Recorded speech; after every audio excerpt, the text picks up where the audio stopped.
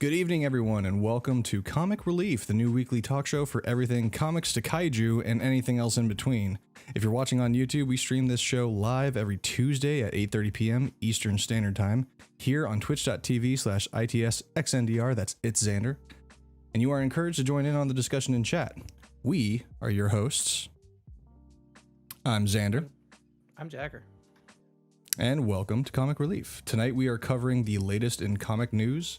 We're going to be covering a little bit of Godzilla vs. Kong, and we're going to be breaking down episode 3 of The Falcon and the Winter Soldier. So first, Jagger with the news. What's going on in the comic book world?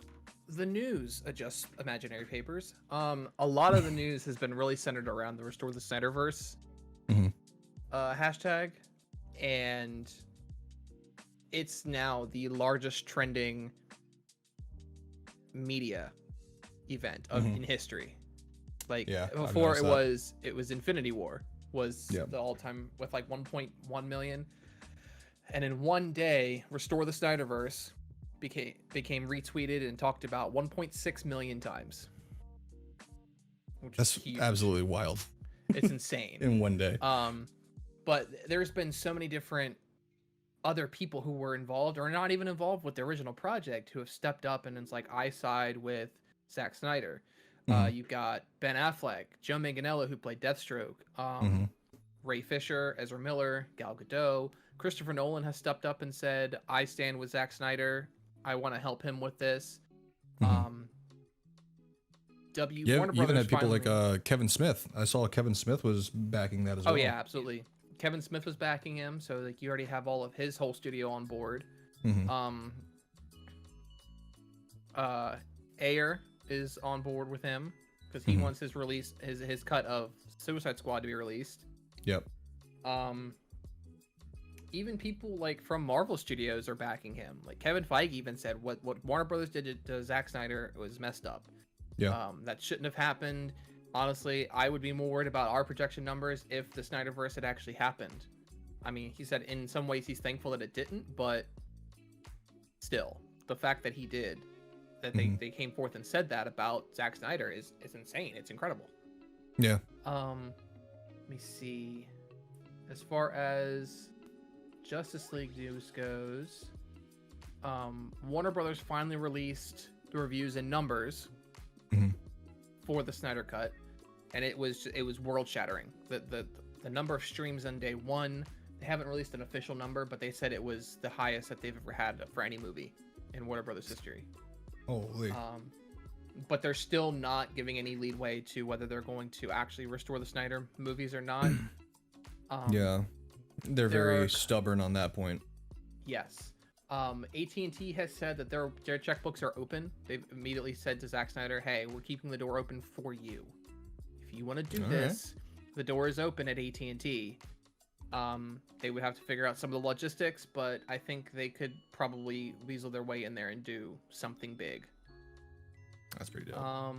Some other news that I still have to fact check a little bit more because it was released on April 1st is that Ben Affleck was actually going to get the Batman solo show on HBO Max. More posts about it came out in the days following April 1st, but there's no official confirmation of whether that's actually happening. Okay. But I would take that with a heavy grain of salt. Yeah. But the rumor currently going is that Ben Affleck will star as Batman. Joe Manganiello will be Deathstroke. Right. Jared Leto will be the Joker, and it'll be events that are post Justice League. Okay. As Batman is kind of recovering in Gotham, things are kind of settling back to normal after Steppenwolf, but it's still Gotham City, so he's still himself. Now, do you know whether or not that they would choose to follow the original storyline for the Batman, where it was like where Deathstroke and Batman were both trained by the League of Assassins, and then they went their separate ways, and then like Batman was framed for the murder of Deathstroke's son? More than likely. Okay. It's very the premise is very show like, especially for like an HBO Max show where they can have hour-long episodes. Right. Fit a good amount of story and pacing, sort of like mini movies. Yeah. And it could Yeah, run that'd be for a pretty good cool. long time. And they could definitely use it to kind of set up more stuff and bring in stars like Ray Fisher, Ezra Miller. You Mhm. can have guest appearances from the actual movie Yeah. characters into the show because, I mean, HBO has the budget for it. So why not? Yeah, that'd be sick.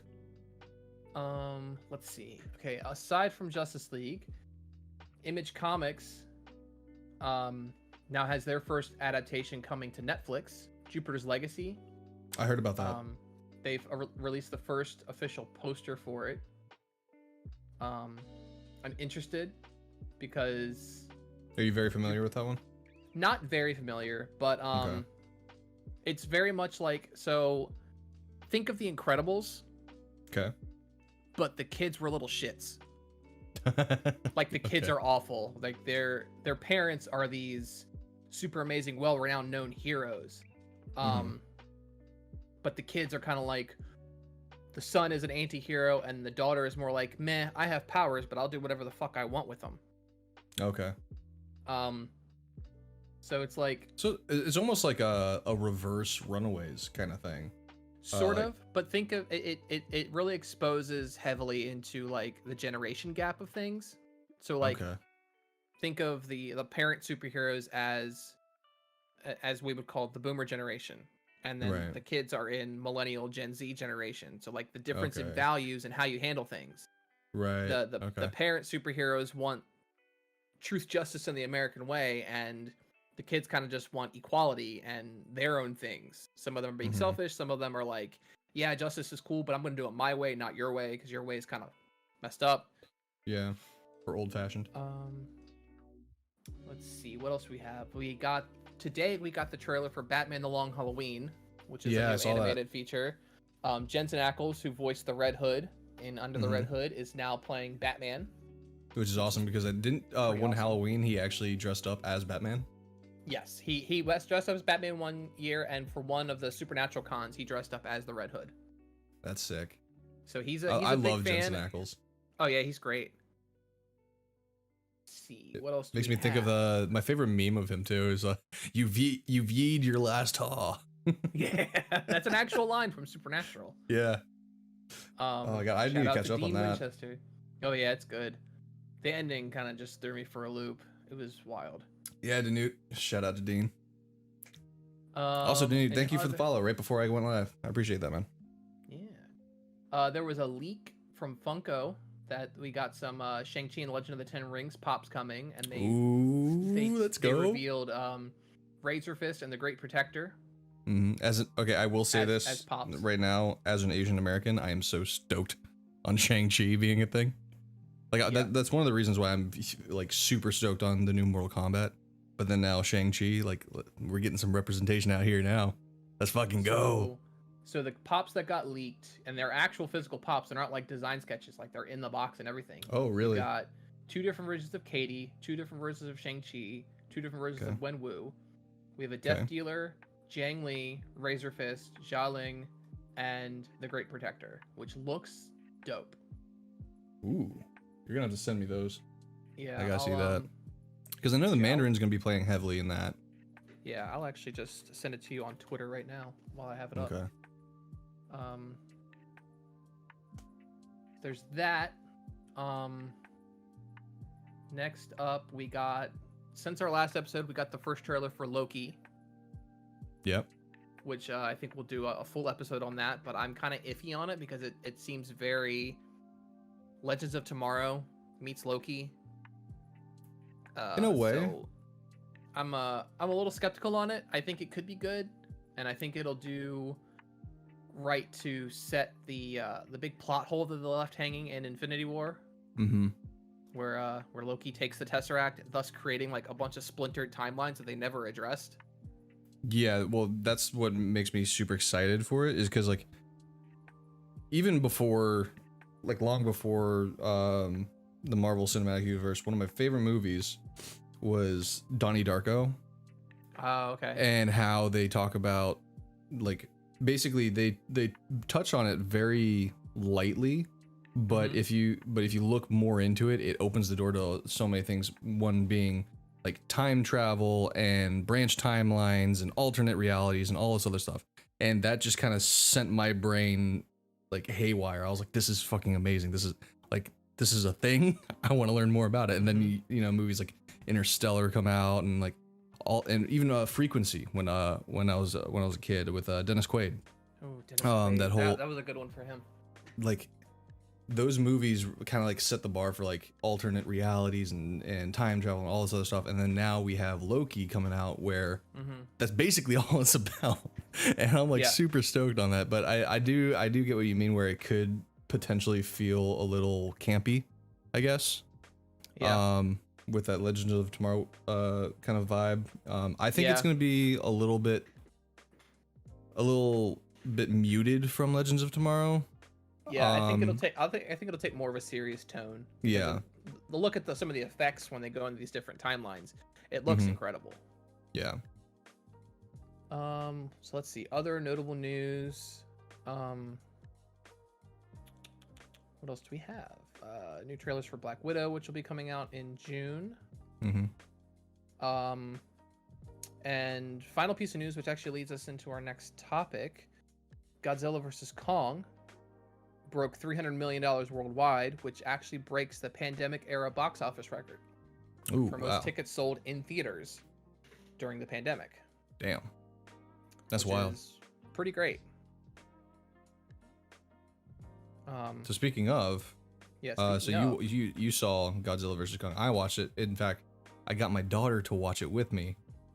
She watched the whole thing. She was ecstatic. The moment she saw King Kong, she was like, oh, "It's a giant gorilla!" another kaiju fan in the making. I love it. And she already started beating her chest, and then like shortly after she did that, he started doing the thing, and she got super fucking excited. She's like, "He did the thing! He did the thing!" That's adorable. I loved it. It was a great movie. But I want to hear your thoughts on it, because you are a little bit more well versed in the kaiju world than I am. I'm for sure. Very new to it. So my thoughts on it, story-wise, I think they finally got a good balance between kaiju drama and human drama. So we had like a good amount of monster fights and a good amount of human story that tied everything together. The story was pretty well rounded. It seemed a little rushed. I feel like there could have been a few more little details added in to push it over that 2 hour mark, because it was just under 2 hours. Okay. So I think if they'd added a couple of the deleted scenes that they talked about, I think it would have made the story more well rounded and connect better to King of the Monsters, because right now it feels kind of disconnected from the rest of the movies. But as far as a lot of people griping about like which monsters were featured when, this was very much more a sequel meant for Kong, because throughout history, King Kong's representation in kaiju films has been Kong lives on Skull Island. Adventurers want to find this new wonder of the world. They take Kong from Skull Island, take him to New York, he climbs Empire State Building, gets shot, and dies. And that's the end of his story. Every single time that they've done it. Both of the original black and white remakes, the Peter Jackson version, all of them. The only time we've ever had something other than that was the original Godzilla vs. Kong, and Kong was reduced to basically more than just a punching bag through that entire thing. So this kind of gave us a little bit more story of Kong is also an alpha titan. Hold on, right before we get any further, I did forget. If you haven't seen any of this stuff, spoiler alert. Yeah, I'm sorry about that, guys. Anyone who is still here, we're going full spoiler territory. But go on. Well, now that that's out of the way, so Kong is another alpha titan, and they never really address that in other films, and they finally address it here, and it explains why Godzilla hates Kong so much, because they're species. They don't talk about these titans as like individual things in history that just keep regenerating. They're different species. Like Godzilla has its own species which doesn't have a name, and Kong's family has a species which doesn't have an actual name. And you get a little glimpse of that history in Kong Skull Island, where you see the skeleton of Kong's parents. But after Godzilla King of the Monsters came out, they released a comic. IDW released a comic called Godzilla Aftershock, which dove into the backstory of what led up to the original Godzilla with Aaron Taylor Johnson, Elizabeth Olsen. Yeah. Oh yeah, And I remember that one. they talked about Godzilla's ancestor on Earth and how they were fighting the Mutos, and Muto Prime, which is actually the female Muto in Godzilla, kills Godzilla's mother, which is the skeleton they find in the original Godzilla film. Okay. So this starts all the way back. This starts all the way back from the one with Aaron Taylor Johnson, Elizabeth Olsen, and Bryan Cranston, right? Yes. Okay. So that's where the legendary monsterverse starts. Starts with Godzilla in 2016. Okay. Continues with Kong Skull Island with Samuel L. Jackson, Tom Hiddleston. Yeah. Brie Larson. Brie Larson. Yeah. So they I were only in saw that bits one. and pieces of that one, and so I'm That one's assuming great. Godzilla King of Monsters is also involved in this. Yes, and then Godzilla King of the Monsters is the direct sequel to Godzilla 2016. Oh, Which okay. basically- I never saw that one, but that one had like That one- Ghidorah and all that. Yeah, I think that's the best one of the series in my opinion. Okay. For overall everything, like monster design, action sequences, story, it encompasses everything that you want. It has a good amount of human different element? monsters in it. I think the human element was a little too dragged out in that one, but not so much that it distracts from the rest of the movie, because the monster focus is very, very much there. Especially when they bring in King Ghidorah. I recommend you watch it because it's on HBO Max. Okay. All of them Yeah, are I'll actually probably on check that HBO out Max. because now that I know that my daughter loves monsters, Yeah. specifically kaiju, yeah, I'm definitely gonna be sitting down with her and watching these with Definitely her. should. Let me see. What else do I need to explain? No, with one this? thing I want to say, I noticed online when I was doing some like a little bit of light research on Godzilla versus Kong was that apparently some of the actors were speaking out that a lot of their parts were cut like drastically, very story driven parts as well. Like Isa Gonzalez, her part. Yeah. So Apparently originally she had more motivation. right. So that was one of the things where I wish they'd fleshed out her character a little bit more. There were a couple other characters that got cut that were in previous films, like there was a call up. The director was like, "What happened to all the Asian-esque actors that were in King of the Monsters that are no longer in Godzilla vs Kong?" And he basically told them, he's like, "Look, they were cast in it. I had to take over. Like he had to take over a started and almost failed project." And he didn't like rewrite it. He took the script they had and was like, "Okay, let's focus this down a little bit and create the story that they originally wrote right after King of the Monsters." And he did that. And unfortunately, some of the smaller characters that really didn't have any big story-driven parts got cut. And a lot of people were like, "Oh, this is Warner Brothers doing the same thing they did to Justice League." And it's like, and the director's like, "No, this cut is mine. Like, I did this. I'm not going to screw this up. I'm a new director. I'm not going to jump out into a Godzilla film and ruin it. I'm not going to make that kind of mistake." Okay. So a lot of people were like, "Oh, these parts got cut. This is unfair." And he's like, "Okay, look, when it goes to DVD release, we'll release a director's cut and we'll add those scenes in. You'll see there's not much difference in how it portrays the story." Okay. Their Yeah, because job that was the literally vibe that I just- got, was that a lot of people were crying, "Oh no, what they did to the Snyder Cut, they're doing again to Godzilla." Yeah. So real quick, the director spoke out about that. Danute right here. Speaking of the human element, why isn't Millie Bobby Brown's character a war criminal? She's a teenager in the second one, but is responsible for millions of deaths. She just exists freely in the third. Do you have an answer for this? So I play the nepotism card on that one.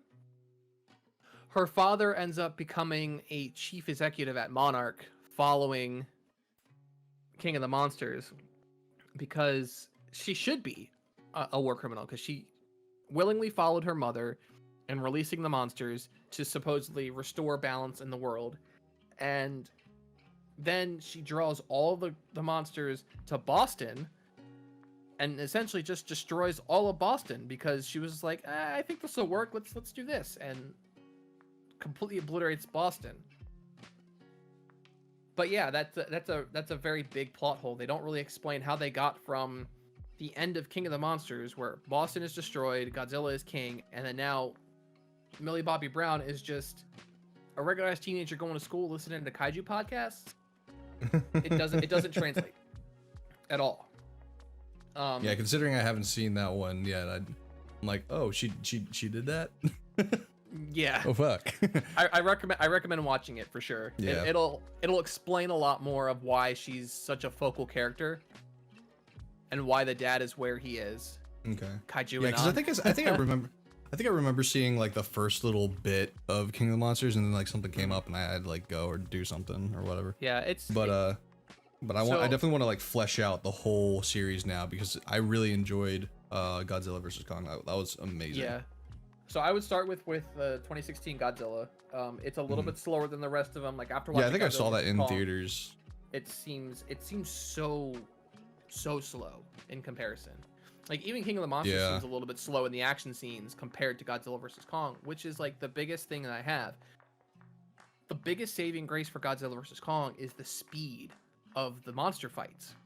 Yeah. Like they're very dynamic, they're very well animated, they're very well choreographed. I mean, Godzilla in the ocean, Godzilla versus Kong in Hong Kong, and then when they bring in Mecha Godzilla, like it's so crazy how fluid it was and how not cheesy it was. I expected when they brought out Mecha Godzilla that it was gonna be this like really crappy animated robot because they just kind of built it, but it was very.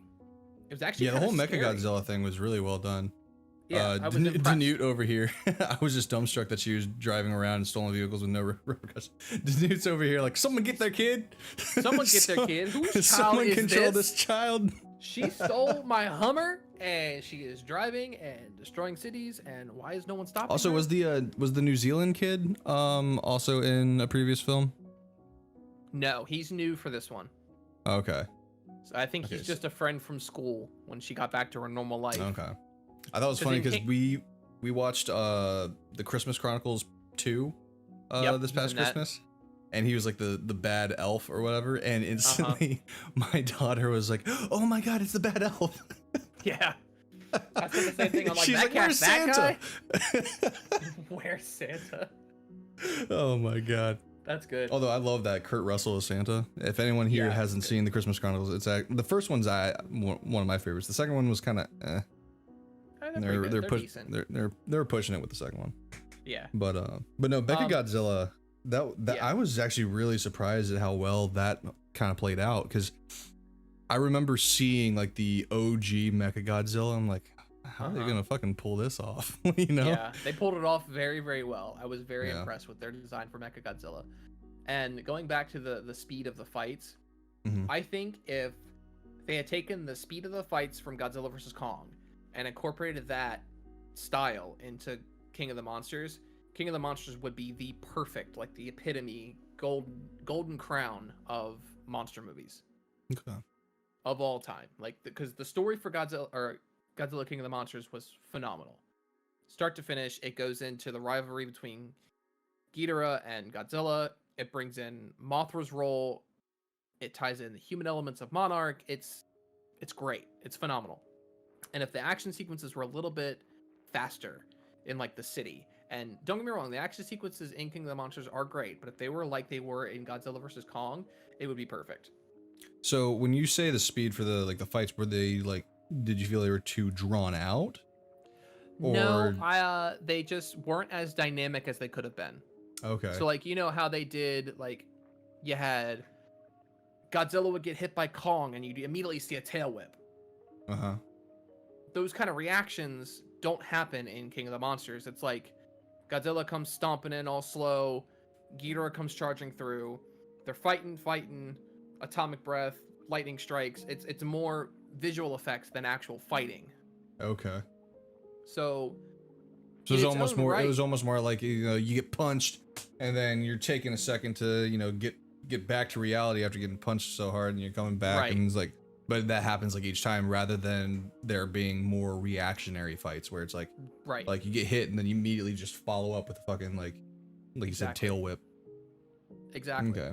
And they nailed that with Godzilla vs. Kong. The action sequences were very well done. in Godzilla Yeah, I enjoyed versus Kong. anytime I saw a fight scene about to happen, I'm like, all right, let's go. Well, I look over at Lydia. I'm like, are you ready? Are you ready? Are you ready? Let's go. And the nice thing about it is, like I said, the pacing of the film was really well done because there was enough monster fighting, but not too much monster fighting. Mm-hmm. Because I think that's what a lot of people complained about in King of the Monsters was there's more monster fighting than most things. And then when you got to the human element, it was like a long span of human stuff before we got to the next monster fight. This one was the humans are very involved with the monster elements at the same time. Okay. So you got a very good like parallel to how these scenes are connecting with the monster fights and how what Millie Bobby Brown and her characters are doing relates to what Monarch is doing halfway across the globe. Mm-hmm. Yeah, I felt that too. And I think that's the biggest hurdle when you're developing movies like this, when there's essentially two very dynamic storylines running parallel and only certain events kind of keep like basically like I look at it like a ladder in a sense, but like the steps on the ladder are diagonal. So you got the two storylines, and then there's like some things here and there that like, okay, this connects to that, this connects to that, blah blah blah blah, and you're working your way up. Yeah. It's just figuring out how to work your way up in a way that you can still climb it successfully. Yeah, and I think that was the biggest problem with the first Godzilla was like you had your main storyline, which was all human driven. It was very much focused on Aaron Taylor Johnson, and then you had the Godzilla storyline with the Mutos that kind of just it would come in, it would hit the side, and then bounce right back off. And it was like, okay, these don't connect. Like, are we supposed to be focusing on Godzilla? Are we supposed to be focusing on this Navy dude? Like, what do we care about here? Right. Like, it felt more like, okay, this guy has to get home to his family. He's the story, and Godzilla's in the way. But then he's not in the way because there's this Muto that's in the way. Right. So it felt very muddy. But they fixed that as the movies went along. So I give Legendary Pictures big props for this because other studios have tried doing something like this. Like Peter Jackson tried to revive this when he did King Kong with Jack Black and Adrian Brody. The film did well, but he never got his Godzilla project off the ground. Because he was supposed to be working on that with Guillermo del Toro. Guillermo del Toro wanted to incorporate that style, the Peter Jackson like very epic dynamic style, into his kind of movie because he was working on a H.P. Lovecraft universe at the same time.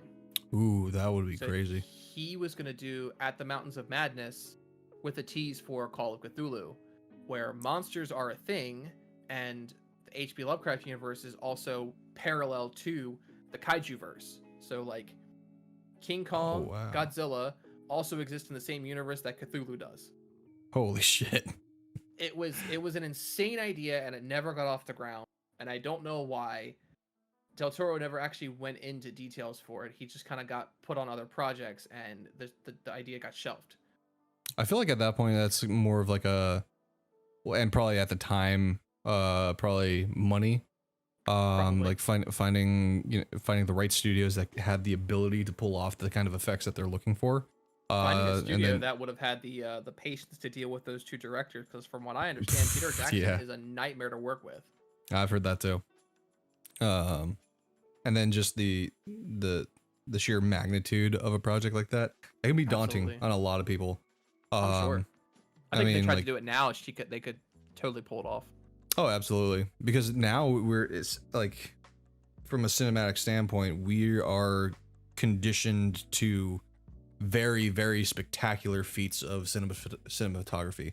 So, I mean, that would be like a shoe-in for, all right, let's get the fucking ball rolling on this. Yep.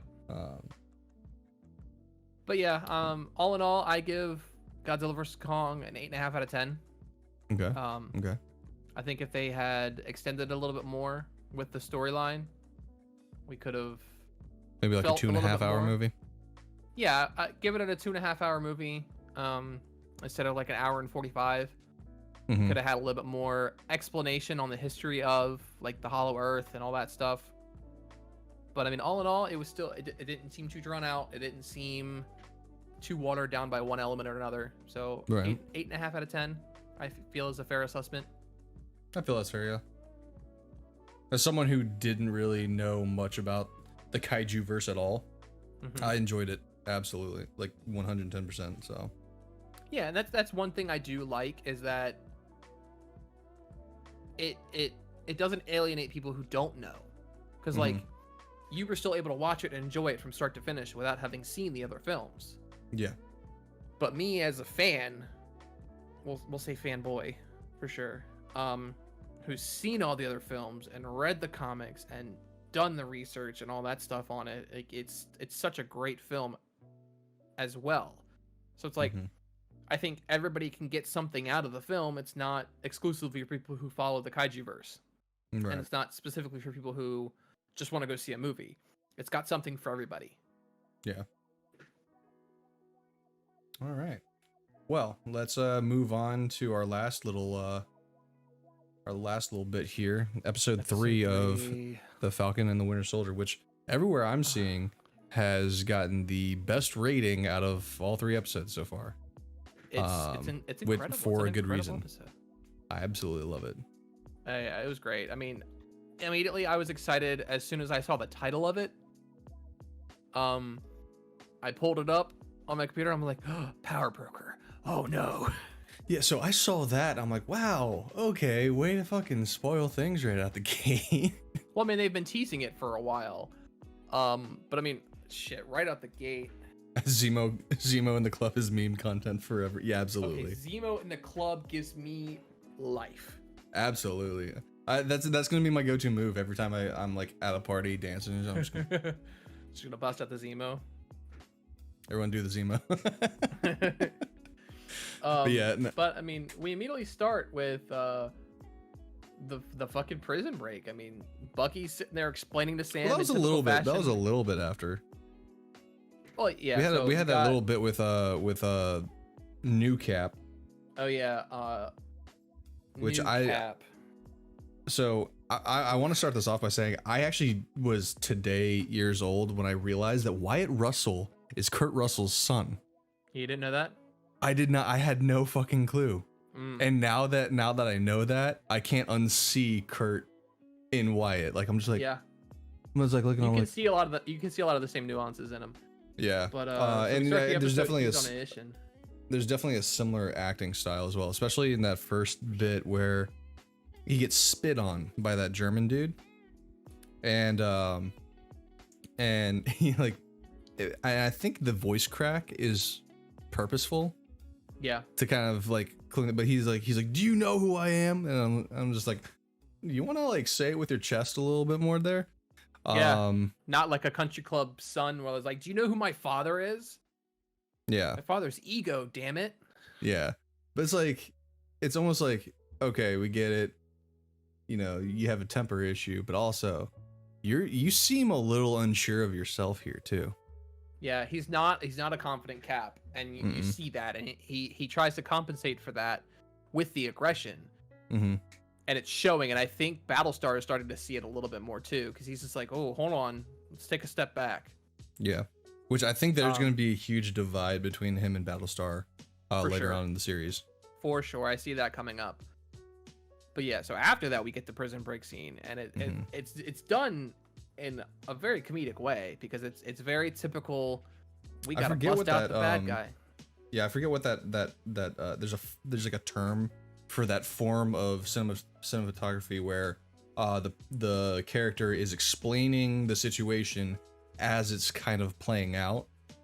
Yeah, but I mean, we kind of don't get that. They present it very much like Ocean's 11, where it's like Bucky's explaining to Sam how it's gonna go down, how they're gonna do it.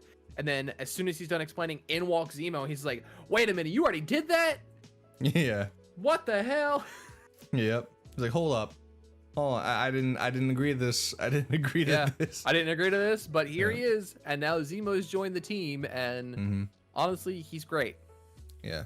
I do want to touch on a couple of moments before we get into Zemo teaming up with the guys.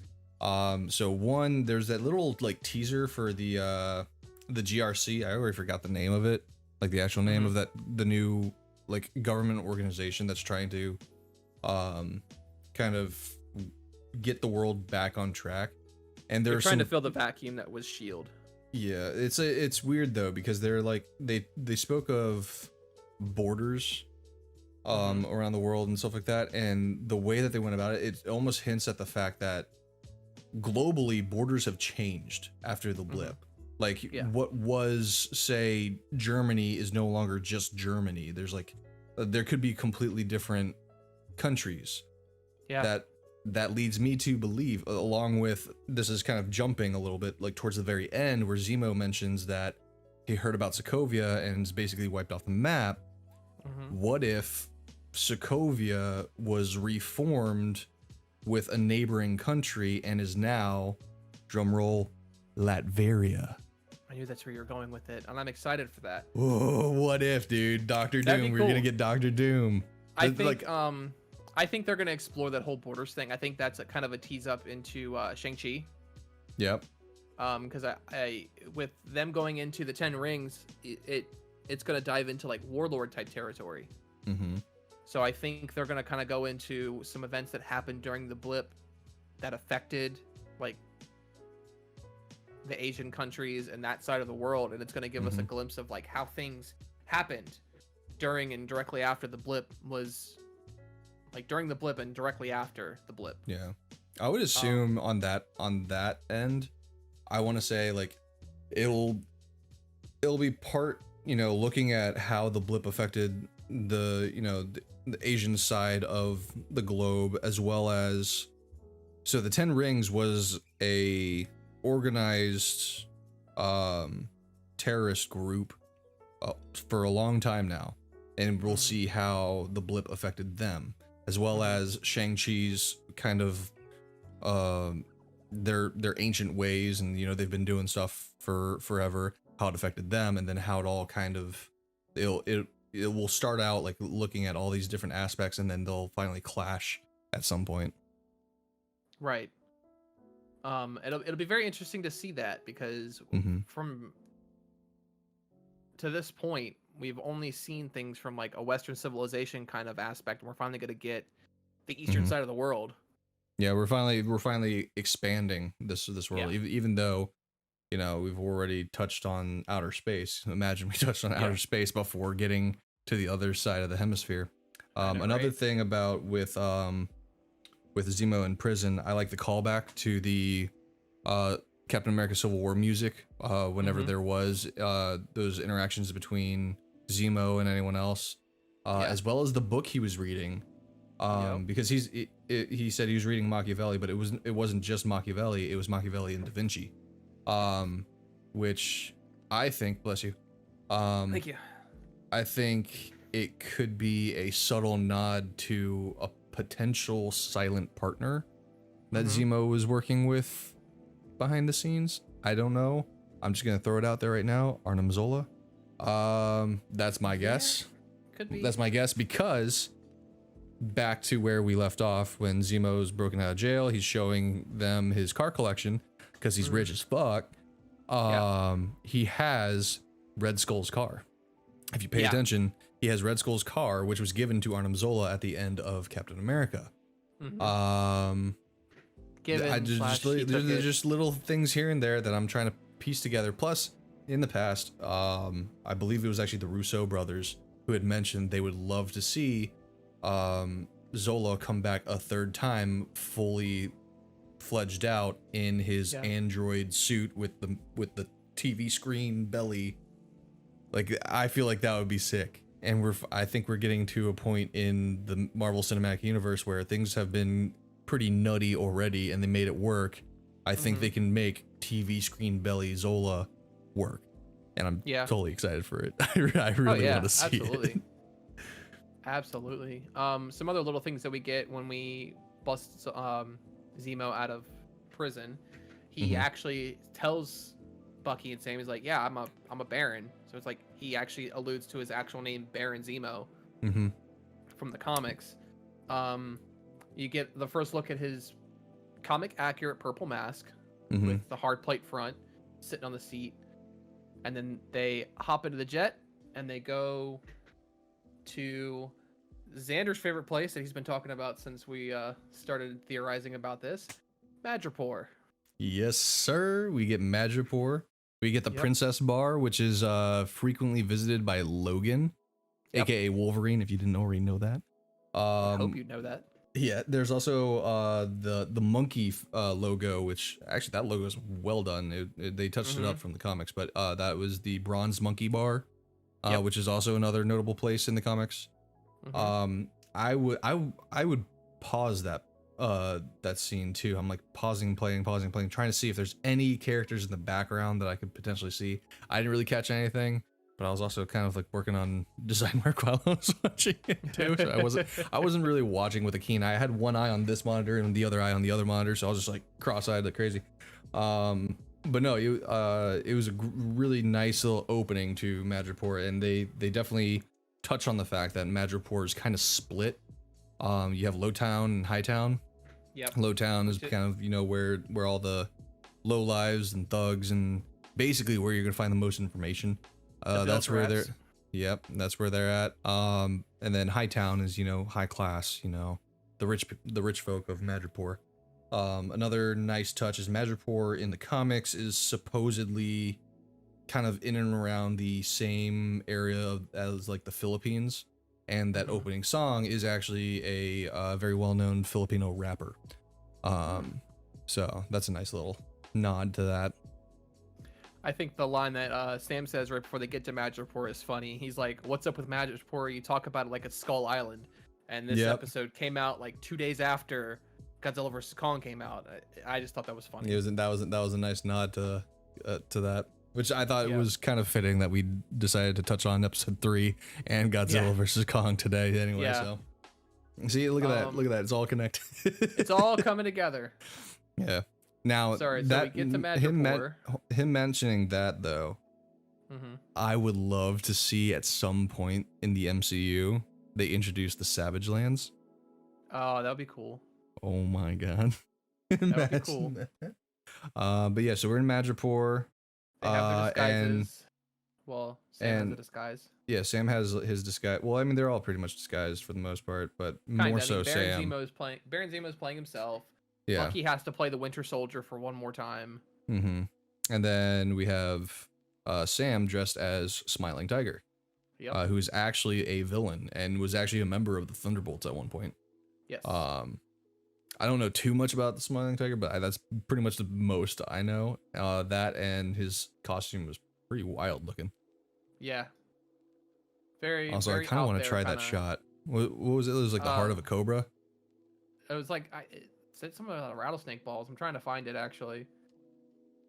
Yeah, so he has to take Smiling Tiger's favorite drink, and I'm assuming it's like a shot of tequila, and then like the heart of like the rattlesnake or something like that. But I kind of want to try it. He like cuts open the middle of the rattlesnake and puts it into a shot of something. I just love how like I feel like in this particular scene, Anthony Mackie is playing himself. Like someone just gives him like this nasty looking shot, and he's just like, fuck it, and downs it. I love it. Oh man, like he's such a great actor. I love seeing kind of like those like very realistic and kind of like true to himself kind of moments. Yeah, he's great in this role. Yeah, especially when I like the fact that I can't remember if Falcon's actually originally from Louisiana, but I know Anthony Mackie is originally from Louisiana, right? And they play that up in the Falcon. If I remember correctly, yeah, I think the Falcon is. Let me see, but I actually love the fact that Anthony Mackie is actually originally from Louisiana, and they bring that into the series as well, because he can just kind of like play true to his roots. I'm trying to look up Sam Wilson right now as well. Origin. Oh no, he grew up in Harlem. Oh, okay. Yeah. So I like that's actually a good origin change in my opinion, to kind of fit the actor as well. Plus, I mean, his hometown, dude, like based on his character, it doesn't really matter. Yeah. It doesn't play a huge part because it's not like Luke Cage where he's a neighborhood defender for a good long while. Yeah, exactly. That would make a difference. Yeah.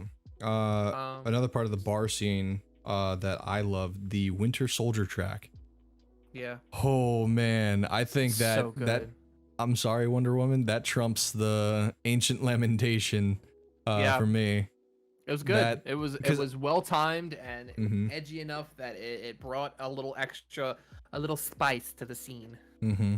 Well, another thing is like a lot of people have been noticing that, so early on in the series, you kind of hear bits and pieces of the Winter Soldier track, and there's like that scream or that kind of like screeching sound that kind of plays and then fades out really quickly, kind of showcasing that the Winter Soldier is no longer really the Winter Soldier. He's a new man. He's reborn. He's trying to get back to himself. They kind of play it like it's a distant memory for Bucky. Like, Yeah. he knows it's there, but it's like background noise for him at this point. Yeah. He's trying to forget, but it's always going to be there. Yeah, And then but it in kind of this starts case, that way in this scene, and it just comes right to the forefront. yeah. As soon as In this case, it's like, okay, he has to be full-fledged Winter Soldier now. So Yeah. why not let the background track follow suit? And that was Yeah. epic for me because that's one of my favorite tracks. It was good. I liked it a lot. It paired with the scene extremely well. See, I'm looking at my notes right now. Oh, already right here. Zemo's dance moves. Zemo's dance moves, iconic, already meme worthy. Mm-hmm. And then moving into the conversation with Selby, where they're getting information on who was making the super soldier serum. Mm-hmm. They were trying to manufacture it in Madripoor. Right. And they're trying to use Bucky as the Winter Soldier as leverage, saying that, oh, you can have the code words to control them, even though they don't fucking work anymore. But nobody else knows that. Yeah. And then Selby just gets killed from who knows where. No one knows who's trying to set them up, basically, to be hunted in Madripoor. Because, like, as soon as she's dead, all this mass texting goes out. It's like, someone killed Selby. Here's a bounty for the people that killed him. And they're immediately hunted.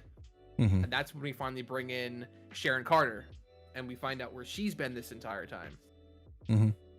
And we learn that she's not a rogue agent, like we thought from the original trailer. She's just been living in Hightown because she has to go off the grid because of what happened when they stole the shield. Well, I thought it was shown that Sharon was the one who shot Selby. Is it Sharon that shot Selby?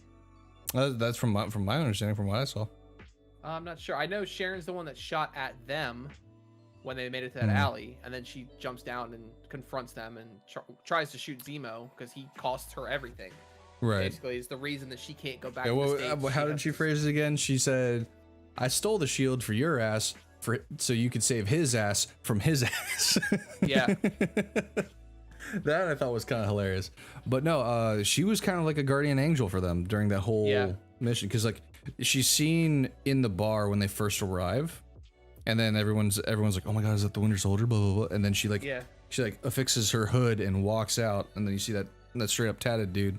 By the way, those must have hurt. All right, so here it is. I have it pulled up. So it's like someone recreated the super soldier serum, and Zemo had a lead. So then she says that explains why you guys are here and why Selby's dead. And they ask why she's here. What is she doing here? She said, "I stole Steve's shield, remember? And I also took the wings for your ass so that you can save him from him. Yeah. I didn't have the Avengers to back me up, so I'm off the grid in Madripoor." Yeah. So and she's also stealing art. Yeah. So she's fitting in Hightown very well. Mm-hmm. So you get a little glimpse of what Hightown's like. Trying to remember where exactly I saw it at. I think it was somewhere around here where we see the first hint at the mutants. Right after this whole Hightown scene. You get a little look at, there's a gate that they show, and it's got the original classic red, blue, and yellow X-Men logo on the front of it. Really? Yeah, I'm trying to find it. I'm gonna have to look that up too. Yeah, if you can find me a timestamp, I'm gonna bring that up too. Holy shit. Yeah. I need to see that. Because like I said, I was like in between monitors, so I was trying to catch everything I possibly could. I watched it as a fan first, and then I watched it as a host second. So I've seen it twice. Okay, yeah, I gotta rewatch it. I was trying to rewatch it before this, but little one was getting a little out of hand. So. Well, time and family things with Easter, we can understand. Yeah. But they go, so after that, in the club scene with Zemo, they go to a shipping yard with a bunch of sea containers, and they find the one that supposedly is supposed to have a lead to the super soldier serum, and they find an empty container which has a false wall down into an entire lab where they're manufacturing the super soldier serum. And they find the doctor. And they find the doctor who recreated it but changed things. He says he altered the serum to basically make it have subtle. no side effects. Yeah, it's a lot more subtle. It's not over the top. I think that's mainly to do with like with Captain America and Red Skull. So like the first one, Red Skull, he had the side effect of having his face turn that way. Yeah. Then you have Steve, Steve just got fucking yoked. Yeah. Which I'm jealous of. If you guys find that version of the super soldier serum, give it to me, please. I think similarly for Bucky, he was probably given the same kind of deal as Steve. Yeah, a little bit buffer, because he's a lot more fleshed out when he comes back around in the Winter Soldier than he was in the first Avenger. Yeah. And then if you look at like Carly Morgenthau and all her soldiers and stuff like that, they just look like regular fucking people. Right. You'd never assume that they're pretty much yoked as well. Yeah. But I think it's wild that as they're talking to this doctor, they find out that it was the power broker who commissioned him to make the super soldier serum. Carly Morgenthau is actually rogue and stole those. And you find out that there's 20 vials of super soldier serum. And that begs the question, how many of them are used up? How many other super soldiers are out there? Did she use them all? Is she saving a few of them? Is there like one left? What's the power broker going to do to Carly? Who is the power broker too? I've seen some people out there that are actually speculating that the power broker is actually the Mandarin, like the real Mandarin. Oh, okay, that would make sense. Yeah, because that would give us a nice lead into Shang-Chi. Yep, that's what I was thinking too. But at the same time, I'm just like, do I necessarily want that? I don't think we do. I personally would like to see maybe Kingpin taking that role. That way we can usher in some of the new to us characters that Disney finally reacquired after the Netflix deal. So you got so we would have Kingpin, Daredevil, Punisher, all of them coming back home. Yeah. Maybe retcon some of the stuff from the Netflix days, but there's a lot from the Netflix series that I would like to retain. Like I love a lot of the actors.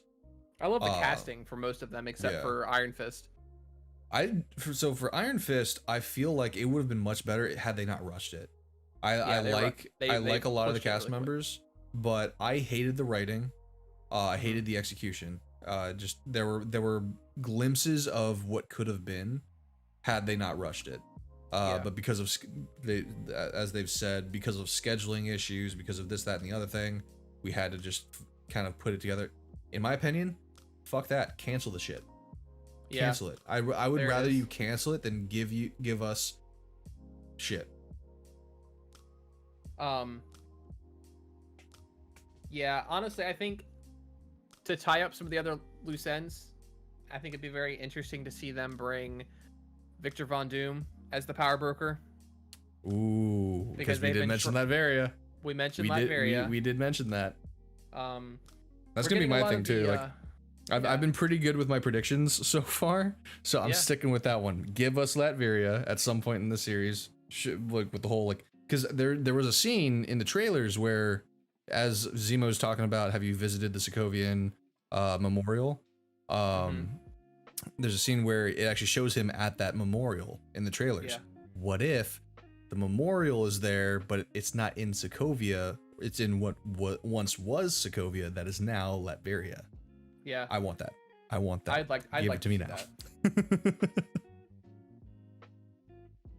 So I found the timestamp for the X-Men thing. Ooh, let me write that down. 38 minutes 49 seconds. 38 minutes 49 seconds. Yeah, I'm gonna watch that immediately after this. So it's actually a GRC building, and there's a gate, and there's like 4 guards out front, but there's very clear as day a sign that has a blue background and a red X with the circle, and it's very much like the original comic book days X-Men logo. Interesting. I don't know if it was intentional, if it's a red herring. No idea. It's labeled as a GRC. Well, even if it's a red depot. herring, you know it's intentional. Like, Yeah, they don't miss any of this shit. they don't do things by accident. Another thing I want to touch on throughout the entire series, there is a major subplot change that I found out about. So the stuff with Mama Donya. Yeah. Yeah, and you can even see this if you rewatch it. Because I didn't even really notice it until after doing a little bit more research on it. So there are a lot of scenes where the dialogue is not shown. So you hear the dialogue, but there's a cut so that the character that's not, or the character that's speaking is not shown talking. That's because there was dialogue added after the fact. Because apparently there was a whole subplot that had to deal with a pandemic of sorts. That's why in episode 2 there's like the truck full of vaccines, and they cut that because it hit very close to home with the coronavirus. And so the whole subplot with Mama Donya dying, if you go back to the scene with the doctor, it cuts away before he says poor woman suffered from tuberculosis, and you can tell by the sound of the audio is a little bit different, just ever so slightly. Excuse me. And it kind of came in a little bit too fast, based on the way he was speaking during that scene. That was my biggest like clear indicator that okay, this was changed. But I wanted to touch on that because I thought that was pretty interesting that they would actually change something like that. I feel like I mean, maybe for some people they might think that, too soon kind of deal, but I think the more you make it relatable, the more relevant you make something, the more you would pull your interest, Yeah. But that's just my opinion. Let's see. I think the ending of the episode is very interesting. Yeah, we get Oyo. You get a lot of the action sequences, and then it ends with Bucky telling Zemo and Sam that he's going for a walk, and he sees the beads from Wakanda kind of just laced around with like little soft beeping that only he would be able to hear. Yeah, I think that's something that he picked up on when he was in Wakanda, or it maybe wasn't something that only he could hear, but only he would know that that's what that is. Right. I think they were intentionally trying to get his attention. Yeah, so it's like they probably, like, Sam and Zemo probably could have heard that, but they probably just toss it off as, okay, someone's phone just went off or something like that. Right. But he knows that that's Wakandan tech right there. So he follows that, and we get I think her name's like Oyo or Ayo or something like that. Yeah, because it's not Okoye. No, not Okoye, but another one of the Dora Milaje. Yeah. And we get that signature drum beat, the Wakandan drum beat in the background. I love that too. And then she declares that they're here for Zemo and they want him. That's where we leave off in episode 3, waiting for episode 4 this week. Yeah, because even Sam mentions, like, do you think the Wakandans are gonna forget that they killed T'Chaka? Right. So yeah, they definitely want Zemo for his transgressions. So I would like to see how that plays out. Yeah, and I think Sam and Bucky have kind of alluded to they need to get Walker away from the shield. So I think some of the subplot that's going to be happening in the next few episodes is going to be them trying to take back the shield from Walker. Oh yeah, we're gonna have some like National Treasure type shit on our hands here in a second. We have to steal the shield of Captain America. Call Nicolas Cage. Oh man. Well, I think that about wraps it up. That was yeah, we got a good episode ahead of us. Next week, what are you thinking? I was thinking about touching on, we can do the new episode as well, and I was thinking about maybe touching on Invincible. That's what I was thinking too. I watched the first 4 episodes already, and we'll get episode 5 by Friday. Yeah, I watched episode 4 when I was doing laundry the other day. I think it was on Saturday actually. It was like just before my my stream. I decided to put away some laundry, watch that episode, and I was like, oh, okay. Yeah, Okay. it's a great show. I love it. Yeah, I love it. That ending really sold it for me. But we'll talk more about it on next Tuesday. Next Tuesday. Yep. Episode So 6. so that wraps it up for, what is this, episode 5? We've been doing this for 5 weeks now. Let's go. Let's fucking go, dude. It doesn't feel like 5 weeks. No, not at all. But we got a lot more ahead of us. Thank you for joining us, guys. Tune in next week as we break down everything we know so far about the new hit comic book adaptation on Amazon Prime, Invincible. Again, if you're watching this on YouTube, do it.